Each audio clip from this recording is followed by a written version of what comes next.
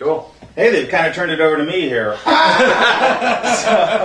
Phil Gates here with Tim Leahy from Brickhouse Studios, and it's an incredible facility. You guys got to check it out. It's really cool. He's a proponent of the blues, which we love. We love all proponents of the blues. So, if you guys are looking to do your media, things like that, photo shoots, ads, recording, this is the cat, right? Come on down. So, you guys should be able to see the mentality, kind of like the other side of people trying to help the blues industry. We've kind of talked about the venues, and we've talked about the artist side of it, but we should talk about some of the cats that are helping us actually turn our ideas and our passions into product that we can move and bring to our audience. So from your aspect, how do you feel how do you feel about the blues and how it's kind of progressing? I mean, if you're trying to support the blues, what are your hopes for the genre? Sure. Well, my involvement in the blues goes back a few years. I'm a blues advocate, all the way from Robert Johnson up to the most current. Our facility here, we do everything post-production, music.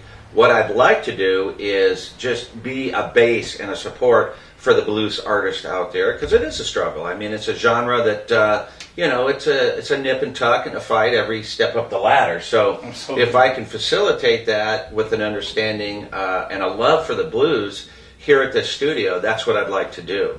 Awesome. And he's done stuff already. He had a great package that we presented at a recent show, at a recent fundraiser, where the artist, what did the artist win? What did Elizabeth get? Actually, she won it was a dual package from Brickhouse and then our partner studio, ES Audio, and it was a day in the tracking room and then a day in the mix room. So, yeah, it's a great package, and it's just one of the ways that we're really trying to help those blues people out there.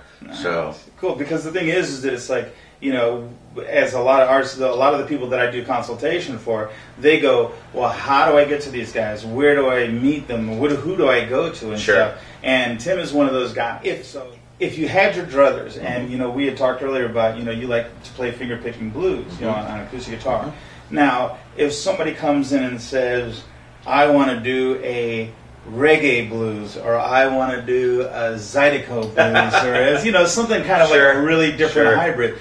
How do you feel about that? Is that something that you get like, ooh, that's not the blues, or is it like, freedom of expression is alive and well? That's a great question, and that's, a question that is a current issue going on now. And as far as me personally, I'm open to everything. I'm not stuck in the 1-4-5 progression, and if you stray from that, that's not blues at all. It's an artist's interpretation. It's their creation, their baby, and I'm open for it. I encourage it, and it actually is exciting to see somebody take their perspective of the blues, and I get to be part of that. So it's wonderful. Nice. Because a lot of buddies of mine that we kind of stretch a little bit more with the genre and everything. And what's funny is that we get together and we talk about the audiences, and the audiences are loving what we're doing. They're allowing it to grow.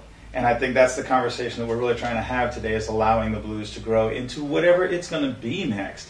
There's no way, like you mentioned, like was mentioned in the article, there's no way that Bill Haley and the Comets saw Megadeth coming.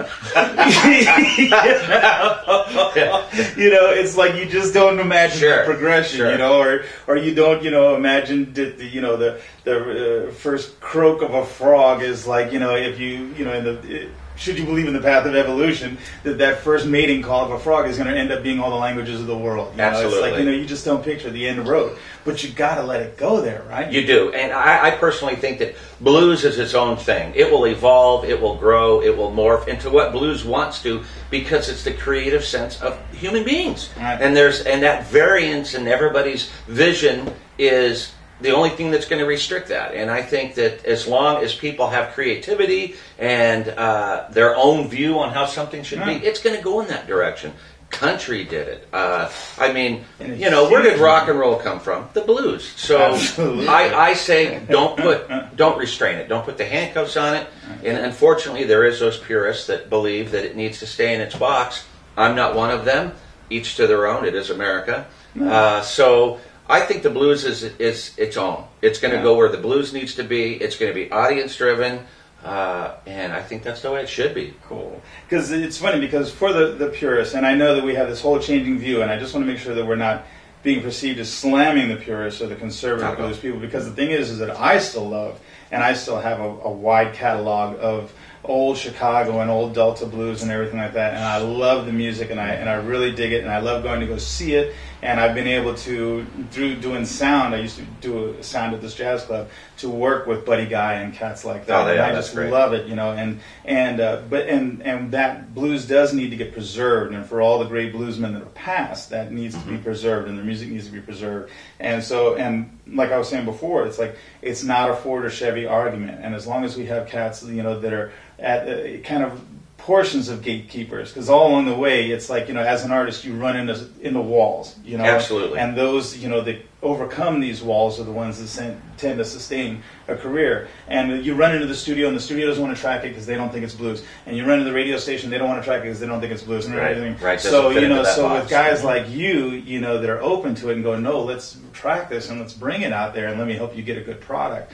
You know, because I do engineering and mixing and producing, and it's like my job as an engineer and producer of other people's is not to put my thumbprint on it and go, this is a Phil Gates production. It's to make the artist big. Bring out what they're, you know, and that's what your bag is, you know, and it's like just to bring out the essence of whatever that artist is, of and what make they it as have. good as it can be to provide them with a product. So, and coattailing that, I'm not slamming the purist either. I have my section of where I've got like old blues. I mean, all the way down Jimmy Rogers up, and that part of my shelf will never change. I love it. It's the birthplace. It's where it happened. But I've got a lot more room on my shelf for the new stuff to come. So, and I'm excited for it, and I hope that it keeps going in that direction. And I hope that people are in positions that can help nurture that and not restrict that. I really hope that they just take a moment to think about it and let people like you, you know, do their thing and enrich this world with new stuff and not pigeonhole it. Awesome. Well, Tim, I appreciate you having us. I've kind of commandeered their show here, so I had to take it for a second. You did a great job, though. But thanks, man. I appreciate it. I enjoyed talking to you. And Brickhouse Studios here in Glendale. Tim Leahy is running the shop here. BrickhouseRecording.com. Come visit the site. You'll see what we're all about, and come on in, and I feel free to chat. We'll talk about anything. Good job. Yeah. All right, thanks very much.